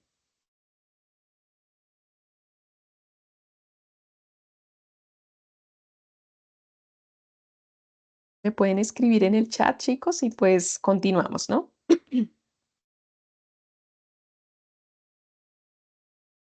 Déjenme yo chismoseo aquí algo. Ay, perdón, chicos, que como que no se actualiza muy rápido mi chat. Hasta ahora estoy viendo sus mensajes. Por supuesto, Sandy. ¿Te refieres a esta diapositiva, Sandy? Confirma.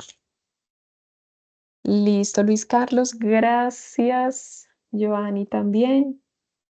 José Alberto. Perfecto, muchas gracias. Ah, la que sigue, esta de aquí, la del ejercicio. Este es un ejercicio modelo para que lo tengamos presente, ¿listo? Entonces, si quieres, Sandy, si quieres una capturita de pantalla, de todas maneras yo les comparto la presentación para que ustedes la tengan como insumo, sobre todo para el tema del plan de muestreo, en donde les va a servir bastante. ¿Listo, Sandy?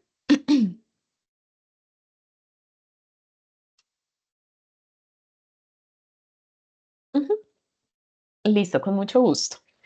Perfecto, entonces, bueno, vamos a calcular el promedio estadístico, que consiste pues básicamente en lo siguiente. Recuerden que el promedio es la suma de cada uno de los datos que me dan en mi ejercicio dividido en el número de datos. Ustedes van a ver que van a tener también una serie de datos, ¿sí? A los cuales les van a tener que determinar el promedio. Recomendación, y aquí yo les agradezco si alguno de ustedes o varias personas me ayudan a hacer este cálculo para que podamos tener veracidad en el resultado que yo les voy a dar. El resultado lo vamos a reportar con el número de cifras significativas del número que tenga menor cantidad de cifras significativas. Generalmente los resultados no los reportamos con una sola cifra como esta, sino que para este caso en particular, si ustedes se dan cuenta, tenemos números como este que tiene 3 cifras significativas porque el 0 que está a la izquierda de los números, en este caso, no es significativo, entonces tendríamos 3 cifras. Y tenemos por aquí números como este que tienen 4 cifras significativas o como este otro. Quiere decir que el número con menor cantidad de cifras, pues es este que tiene 3, 3, 3. Por tanto, el resultado lo vamos a reportar con 3 cifras significativas. Entonces, no sé si alguno de ustedes me pueda ayudar y con eso avanzamos. Ya solo nos falta ejecutar un par de fórmulas y listo. Listo, Giovanni, gracias. Déjame revisar. Listo, tenemos. Perfecto, Giovanni. Creo que nos faltó de pronto revisar si se aproximaba la siguiente cifra. Recuerda que después de 5 aproximamos, entonces verifica que el número después del 3 sea mayor que 5. Perfecto, Alejandra, muchas gracias. Gracias, Luis Carlos. Listo, Giovanni. Entonces, bueno. Aproximamos y nos quedaría 0,994 gramos sobre mililitros. Ese sería el promedio estadístico. ¿Listo? Es muy importante que el promedio se calcule de manera correcta porque la desviación estándar, que es un parámetro de precisión, pues va a utilizar ese cálculo del promedio. Nuevamente les recuerdo y aquí les muestro, normalmente no les voy a poner a hacer este cálculo ahorita porque es largo, pero lo que quiero que entiendan es que la desviación estándar se calcula de la siguiente manera. Es la sumatoria de cada uno de los datos menos el promedio elevado al cuadrado. Es decir, tomamos el dato 1 de densidad, 0,966, y a ese dato le restamos el promedio que obtuvimos acá. Y esa resta la elevamos al cuadrado, por cuanto es importante que ustedes coloquen este valor entre paréntesis.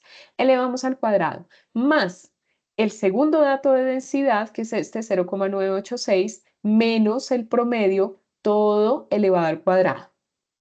Más, porque es una sumatoria, recuerden que tenemos el símbolo de sumatoria aquí, más la densidad 3, 1,022, menos el promedio, en todos los factores utilizamos el promedio, por eso es importante que esté bien calculado, elevado al cuadrado, más la densidad, ¿en cuál iba? En la densidad 4, que es esta de aquí, 0,989, menos el promedio elevado al cuadrado, más la densidad 5, 0,999, que está aquí, menos el promedio elevado al cuadrado, más por último, el último dato, que es 1,001, menos el promedio elevado al cuadrado.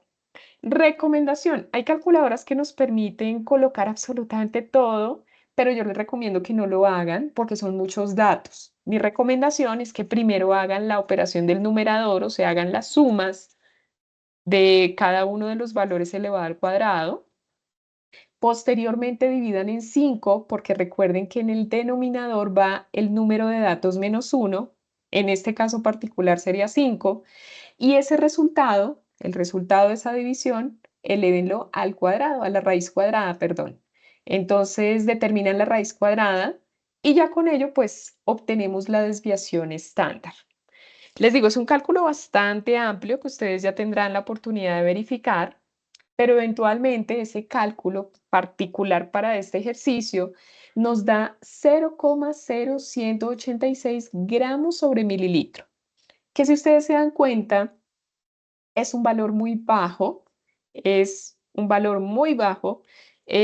Cuando digo bajo es que es mucho menor que 1 y eso pues nos habla también de la buena precisión que hay en este procedimiento, en la toma de datos. Tenemos una buena precisión por cuanto la desviación estándar pues tiene un valor em, menor a 1. Entonces, bueno, este sería el resultado que les digo, ya cuando les compartan las diapositivas, pues ustedes van a poder confirmar y poder desarrollar de la misma manera su desviación estándar. ¿Listo? Marta, listo, tú me dices, profe, los objetivos, introducción y conclusiones son en grupo o individual. Bueno, Marta, ya es decisión del grupo si deciden añadir estos elementos, pues nosotros tenemos ya estructurado el documento. De hecho, como tal, no incluye unos objetivos, pero si ustedes al final deciden incluirlo, lo pueden hacer como grupo. Yo les recomiendo que lo hagan como grupo y al final, ¿sí? Claro, esto no le resta al trabajo, al contrario, le suma. El formato no tiene esos parámetros, pero los pueden añadir al final, sin ningún inconveniente antes de la entrega. La idea es que sea en grupo, porque el documento finalmente se va a entregar de forma grupal. ¿Listo? Listo, perfecto, Marta, muy bien. Y bueno, ya para finalizar, ya con esto terminamos. La idea es que ustedes calculen a partir de sus datos el coeficiente de variación, que es un parámetro también de precisión de los cálculos, dado que este coeficiente de variación es un porcentaje por cuanto se multiplica por 100, se espera que sea menor al 3% para que hablemos de que los datos tienen una buena precisión. Entonces, en el coeficiente de variación lo que hacemos es tomar la desviación estándar que calculamos previamente dividida en el promedio por 100.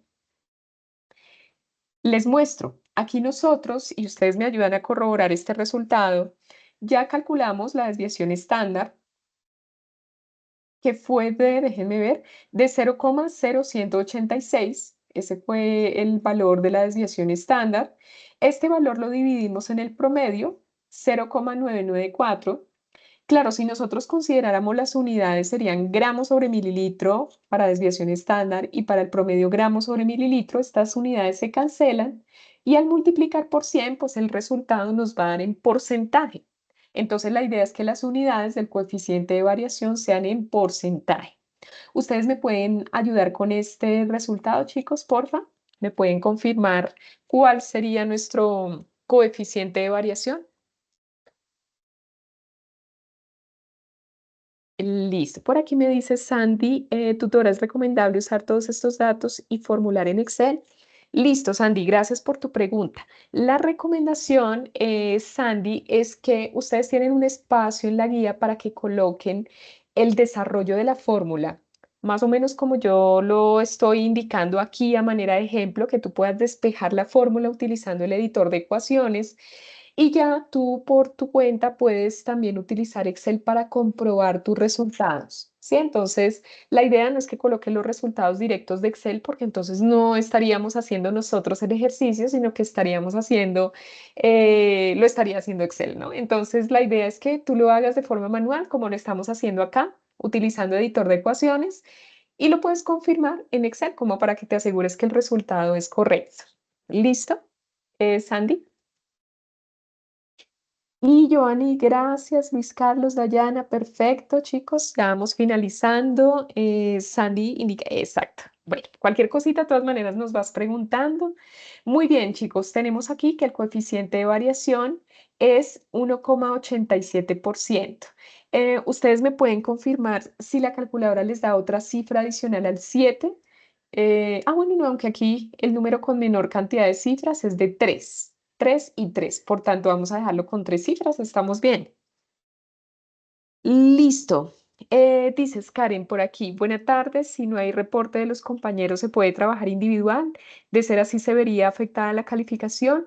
No, Karen, lo ideal es que trabajen de forma grupal porque realmente el trabajo es bastante enriquecedor cuando logran hacer equipo con sus compañeros para la fase colaborativa. Pero ya si es algo que se sale de tus manos y tus compañeros no ingresan, los otros 4 que esperemos no pase, en ese caso pues tú te podrías avanzar de forma individual sin problema, no se va a ver afectada la nota porque pues no depende de ti que los otros compañeros ingresen, entonces es eso. Pero yo te recomiendo pues estar muy atenta al foro porque seguramente van a ir apareciendo tus compañeros. Listo, Karen, gracias. Listo, perfecto, Giovanni. Entonces, 1,87% es un resultado muy bueno en términos del coeficiente de variación. Estadísticamente se espera que sea menor al 3% para que los resultados o los datos sean precisos. Hay precisión en el método.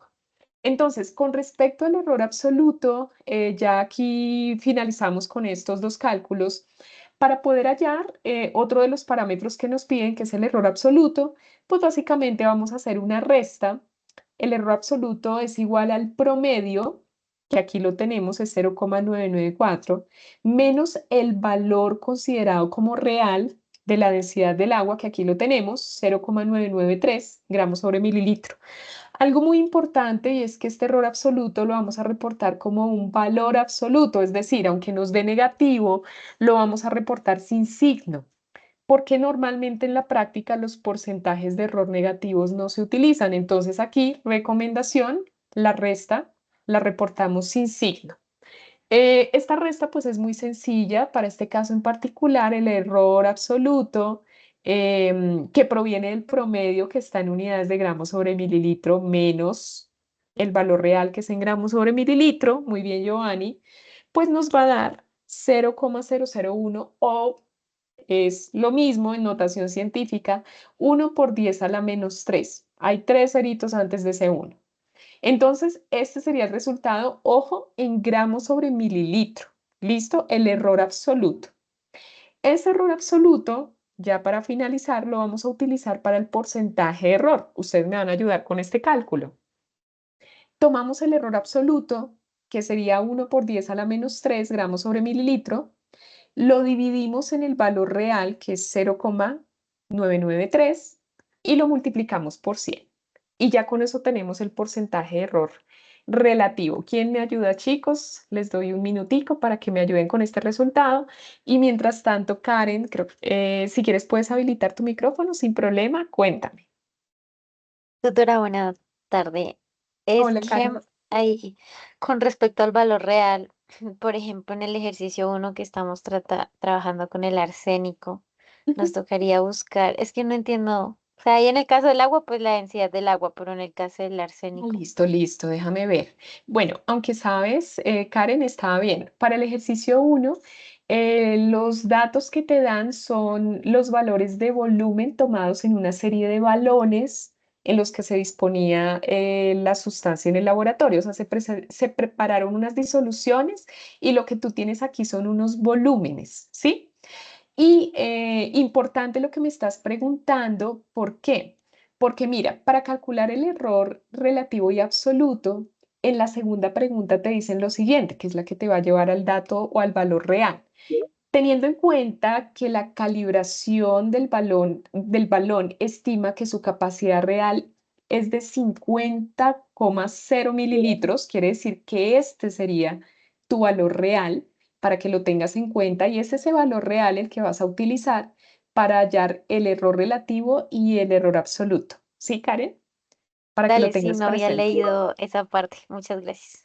Dale, con gusto. Recomendación leer las 3 preguntitas, pero es una buena pregunta porque sí, al menos en ese ejercicio en particular, no nos indican que el valor real sea ese, o sea, no lo colocan, pero nos reconfirman ese valor aquí en el ejercicio 1,2. ¿Listo? Y Sandy, cuéntame, ¿puedes habilitar tu micrófono? Ya estoy leyendo sus resultados.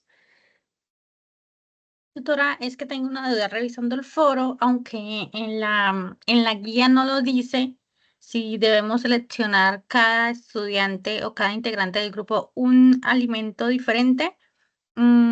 Estaba mirando el foro del grupo de nosotros y pues inicialmente yo inicié seleccionando el yogur y revisé que 2 compañeros más que hicieron los aportes también seleccionaron el yogur.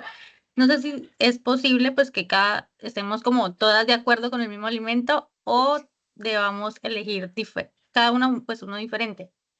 Listo, Sandy, aquí yo te confirmo porque de acuerdo con la lectura de la guía, quiero que veas donde nos dice después de la lectura, y bueno, es que sabes, aquí hay un punto importante y me alegra que me preguntes, Sandy, porque ya tendrías que consultar directamente con tu tutor, no sé si sea yo, o sea, el profe Carlos o la profe Cindy, que el alimento yogur no está en la base que tenemos de la tabla 1. Mira lo que dice aquí. A partir del texto anterior, el grupo debe ponerse de acuerdo para seleccionar un solo sistema de estudio. Fíjate que hasta está subrayadito, un solo sistema de estudio, es decir, analito y alimento. Se especifica por qué, para que justamente el grupo sepa que no es un alimento y analito por integrante, sino un sistema de estudio por grupo y es seleccionado de la tabla 1. O sea, la idea es que ustedes hagan la selección desde la lectura que se les indicó. Por ejemplo, lo que te decía Sandy, que el grupo se ponga de acuerdo, están a tiempo, es el segundo día de la actividad en trabajar, por ejemplo, hortalizas de hoja y el analito plomo, supongamos, es solo un ejemplo, pero sí debe ser solo un sistema de estudio. Ahora bien, si ustedes consideran de acuerdo y ya generaron alguna lluvia de ideas, comparte esto con tu tutor y pregúntale si pueden trabajar yogur en lugar de uno de los alimentos de la tabla 1, que sea tu tutor el que te indique realmente si pueden trabajar allí o no, porque también puede resultar un alimento interesante. Entonces, yo te recomendaría eso, Sandy, pero si es necesario que solo el grupo colaborativo elija solo un sistema de estudio. ¿Sí? No sé si responde a tu pregunta. Sí, tutora, vale, muchas gracias. Listo, Sandy, vale, vale, con gusto. Entonces, bueno, ya te recomiendo consultarlo también con tu tutor como para confirmar que pueden trabajar con ese alimento. Sí, perfecto, Brian. Primero conformar los grupos, eso es importante. Gracias, Giovanni, por tu confirmación. Listo, Antares, no te preocupes, gracias por tu asistencia. Ya estamos aquí finalizando, finalizamos chicos con porcentaje de error. Se espera que a nivel de laboratorio este porcentaje sea menor al 5%. Eso nos habla de la exactitud del procedimiento. Por tanto, podemos concluir aquí que nuestro procedimiento tiene una muy buena precisión y una buena exactitud, muy parecido a la tablita de dardos que vimos previamente. Chicos, les dejo aquí, mientras le doy paso a Laura para que nos comente su duda, les dejo aquí la tablita de CIPAS. Recuerden que vamos a estar en acompañamiento constante. Tenemos diferentes rutas, grupos de Teams, tenemos foros, tenemos CIPAS para que ustedes nos comenten las inquietudes que vayan surgiendo y se sientan acompañados en todo el proceso.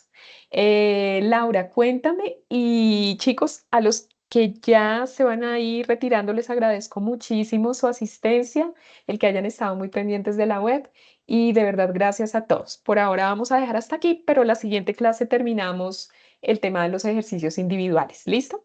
Adelante, Laura. Buenas noches, tutora, ¿me escuchas? Sí, claro, te escucho perfecto. Cuéntame. Tutora, mi duda no es acerca de los ejercicios, Ujú. pero aprovecho este espacio para preguntar. Lo que pasa es que en el componente práctico me han Ok. llegado mensajes en el correo institucional donde pues me sugieren que me inscriba al componente práctico, ¿sí? Ujú. Pero yo estoy acá en la zona de Boyacá y todavía no aparece componente práctico. Para la zona de Boyacá todavía no sale, tengo que esperar más tiempo o no va a haber. Listo, Laura. No, sí va a haber. Generalmente siempre tenemos componente, al menos en Tunja, química analítica siempre ha tenido grupo. De repente cuando son más estudiantes en zona Boyacá se habilita un grupo en Duitama, pero normalmente siempre hay uno en Tunja. Claro, Laura, de hecho fui yo quien les envió el correo de inscripción porque ayer me notificaron que los grupos de zona centro, Bogotá, Cundinamarca ya estaban habilitados. Fue por esa razón que les envié el correo pero también con el ánimo de que estén pendientes porque en cualquier momento de este mes se van a habilitar las inscripciones. No te preocupes, Laura, todavía no se han habilitado inscripciones para Boyacá, pero eso, te pido que estés como muy pendiente del campus, que cuando se habiliten grupos ya los vas a ver disponibles en tu campus virtual. Y eso va a ocurrir en el transcurso de este mes. Entonces no te apures que vas a tener todavía algunos días para realizar tu inscripción. Todavía no se han generado los grupos para tu zona. ¿Listo? Gracias, tutora. Vale, Laura, no a ti. Te agradezco por preguntar. De hecho, la siguiente semana vamos a tener una reunión de componente práctico. Yo voy a darles una web conferencia para explicarles bien la dinámica, pero te agradezco por preguntarme.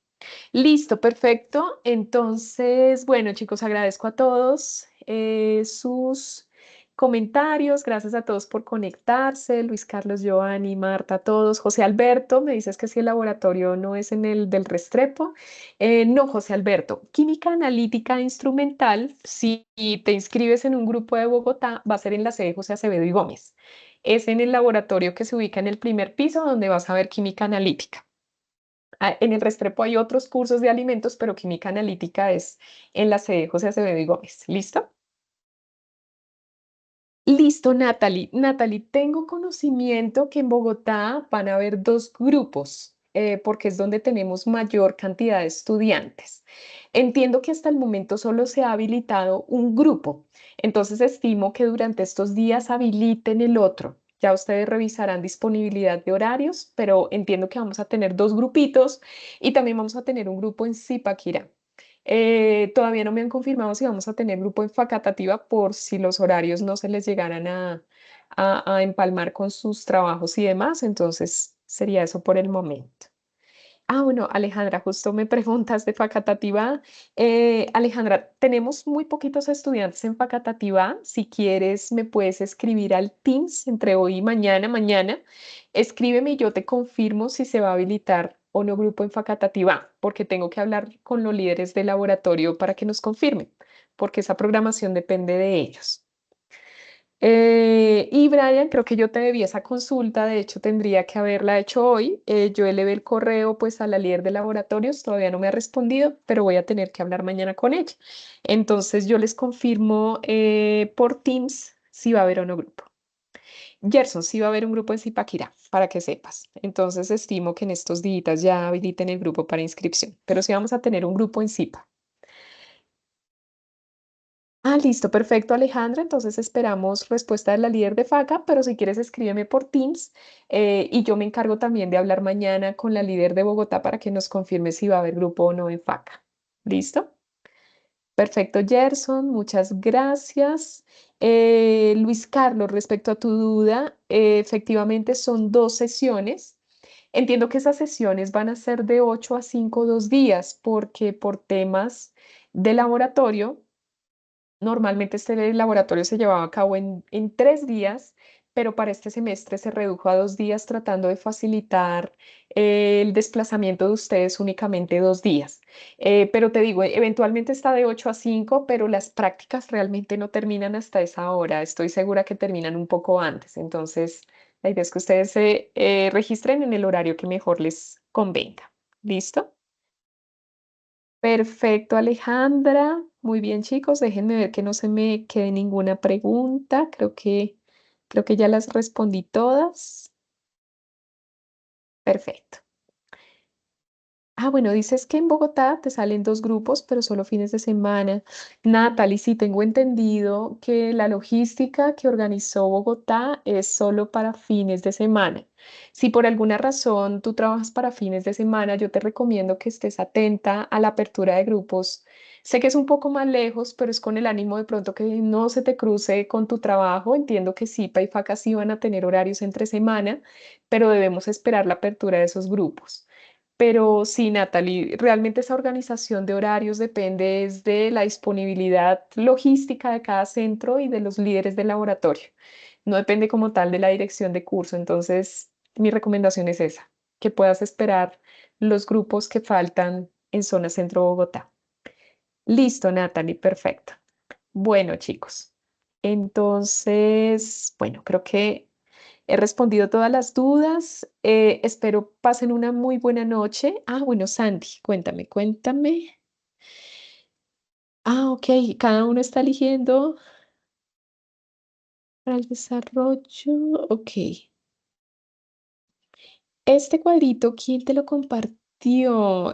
Sandy, pareciera no ser del curso. Porque Sandy, bueno, chicos, igual los que se vayan retirando, no se preocupen, les deseo una muy buena noche y les agradezco muchísimo su asistencia. Yo me quedo por aquí con Sandy revisando esto que me envió. Sandy, ¿esto de dónde lo tomaste? Cuéntame. Esto parece de otra materia. Dice, paso 2, dar aportes individuales en el foro encaminados a construir punto a punto lo solicitado en la actividad en equipo. Cada estudiante, uno de los alimentos, Ok. No, esto parece de otro curso. Sandy, ¿estás segura que es de química analítica e instrumental?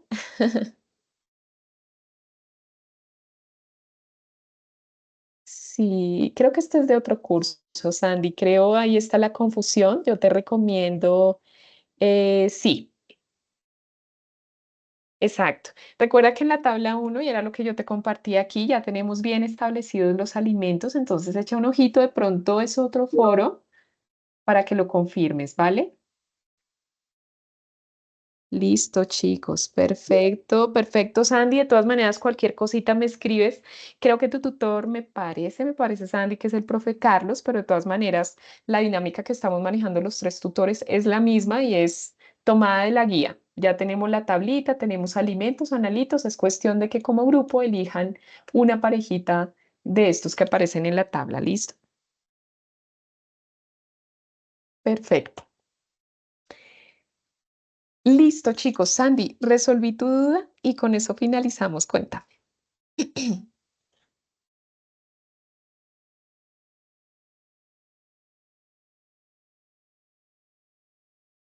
Exactamente, Brian. Listo, Sandy, perfecto. Cualquier cosita me comentas porque me dejas preocupada con ese cuadrito. No estemos manejando otra dinámica por ahí que no corresponde. ¿Listo? Entonces, tranquila. Bueno, espero pasen una muy buena noche. No les quito más tiempo y por favor, si pueden, nos vemos dentro de 8 días para que podamos finalizar la parte de los ejercicios individuales. Feliz noche para todos, chicos. Muchas gracias. Feliz noche, tutora. Muchas gracias. Listo, Sergio, a ti. Muchas gracias. Que descansen, chicos. Muchas gracias, tutora. Gracias, Alejandra. Que descanses.